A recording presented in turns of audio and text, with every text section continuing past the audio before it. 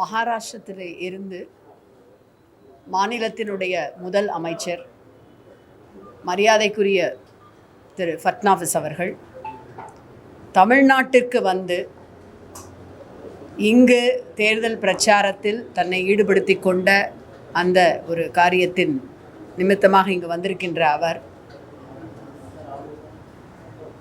எங்களுடைய வேட்பாளர் வெற்றி பெற்று பாஜகவின் வேட்பாளர் வெற்றி பெற்று பதவியேற்ற உடனேயே உங்களுக்கான அனைத்து ப்ராஜெக்ட்ஸிலும் குறிப்பாக அது மெட்ரோ ப்ராஜெக்ட்ஸ் அனைத்தும் நிறைவேற்றப்படும் என்று சொல்லியிருக்கின்றார். மிக கடுமையான கண்டனத்தை எங்களுடைய முதலமைச்சர் திராவிட மாடல் நாயகர் அதற்கு பதிவு செய்திருக்கின்றார்.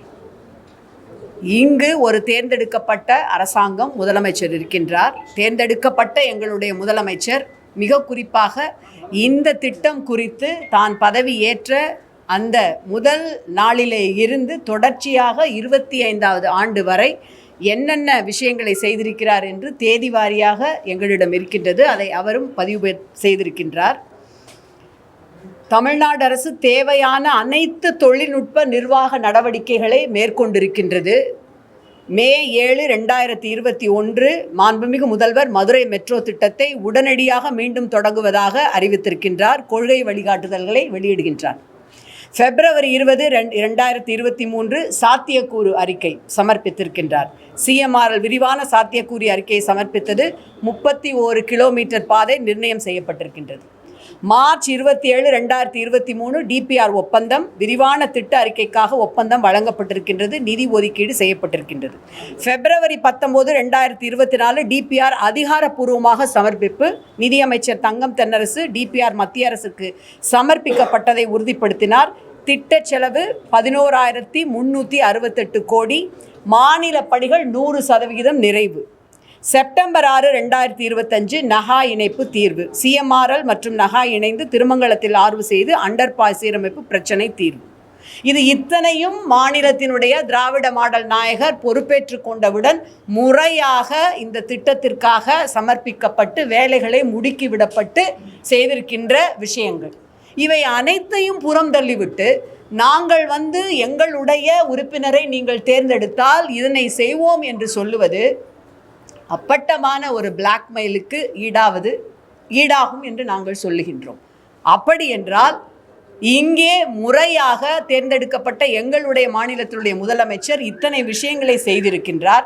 நீங்கள் எதை சொல்லி அதனை உதாசீனப்படுத்தியிருக்கிறீர்கள்? நவம்பர் 18, 2025 மத்திய அரசு மதுரை மற்றும் கோயம்புத்தூர் DPRகளை 2011 மக்கள் தொகை கணக்கெடுப்பு அடிப்படையில் 20 லட்சம் அளவை எட்டவில்லை என்று கூறி திருப்பி அனுப்புகின்றது. எங்களுக்கு திருப்பி அனுப்புகிறீர்கள். ஆனால் ஆக்ரா மெட்ரோ மக்கள் தொகை 15.8 லட்சம், பாட்னா மெட்ரோ 16.8 லட்சம், போபால் மெட்ரோ 17.9 லட்சம். இத்தனைக்கும் அனுமதி கொடுத்து கட்டுமான பணிகளை தொடங்குகிறீர்கள். இது அந்த வட இந்திய நகரங்களுக்கான உங்களுடைய ஒப்புதல். ஆனால் தமிழ்நாடு மதுரை என்று வரும்பொழுது 15.6 லட்சத்தை நீங்கள் நிராகரிக்கிறீர்கள். இப்படி இரட்டை நிலைப்பாடை வைத்துக்கொண்டு தமிழ்நாட்டு மக்களுக்கும் தமிழர்களுக்கும் தமிழ் நலன்களுக்கும் மொத்தமாக துரோகம் இழைக்கின்ற இந்த ஒன்றிய அரசாங்கம், மகாராஷ்டிராவினுடைய முதலமைச்சர் இங்கு வந்து இதை சொல்லுவதிலே இருக்கின்ற அரசியல் பின்புலத்தை நாம் அனைவரும் உணர வேண்டும். மிக தெளிவாக மாண்புமிகு முதலமைச்சர் அதனைத்தான் குறிப்பிட்டு காட்டியிருக்கின்றார். இதனால்தான் நாங்கள் சொல்லுகின்றோம் இது தமிழ்நாட்டிற்கும் டெல்லிக்குமான தேர்தல் என்று. NDA வர்சஸ் மதச்சார்பற்ற முற்போக்கு கூட்டணி இல்லை, டெல்லி வர்சஸ் தமிழ்நாடு என்று சொல்லுகின்றார். அதற்கு மிகச்சிறந்த உதாரணம் திரு ஃபட்னாவிஸ் அவர்கள் இங்கே வந்து இன்றைக்கு சொல்லி இருக்கின்ற இந்த விஷயம்.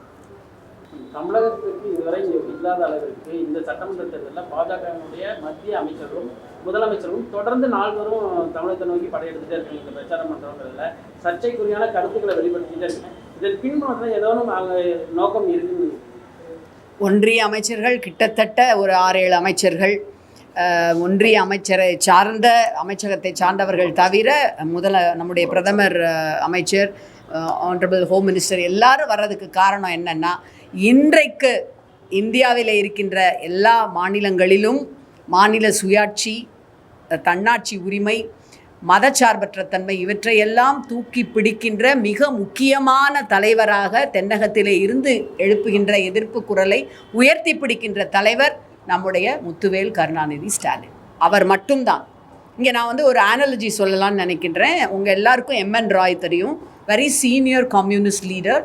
அவர் ஒரு 50 வருடங்களுக்கு முன்பாக தந்தை பெரியாரை சந்தித்து நாசிகளுக்கு எதிராக ஒரு மிகப்பெரிய கூட்டணியை உருவாக்குறார். வரலாற்றில் அது மிகவும் பெரிதும் போற்றப்பட்ட பாராட்டப்பட்ட ஒரு முயற்சி.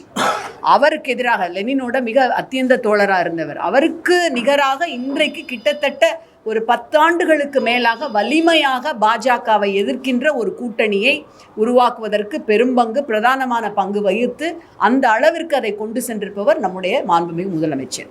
நம்முடைய முதலமைச்சரை பார்த்து அவர்கள் பயப்படுகிறார்கள்.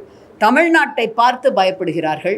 தலை வணங்காமல் நம்முடைய உரிமைகளுக்காக போராடுகின்ற மாநிலம் இந்த மாநிலம். இதை ஒருபொழுதும் டெல்லிக்கு நாம் அடிபணிய வைக்க முடியாது என்பதால் தான் அங்கே இருந்து அத்தனை பேரும் இங்கே மையம் கொண்டிருக்கிறார்கள்.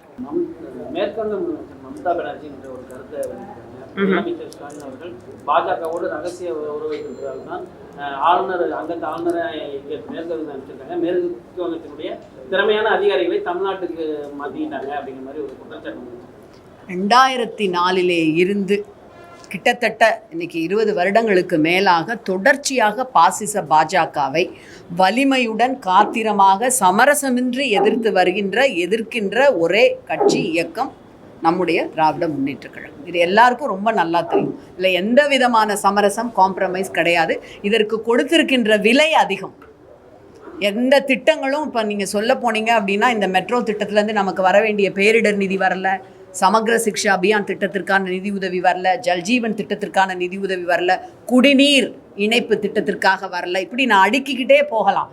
எல்லா இடத்துலையும் நீட் தேர்வுக்கு விலக்கு வரல. தமிழ்நாட்டிற்காக இருந்தாலும் பொருளாதாரத்திலே நாங்கள் தன்னிறைவு பெற வேண்டும் என்று உற்பத்தி திறனை பெருக்கி இந்தியாவிற்கு வருவாயை ஈட்டி தருவதிலே முதலிடம் வகிப்பது தமிழ்நாடு தான்.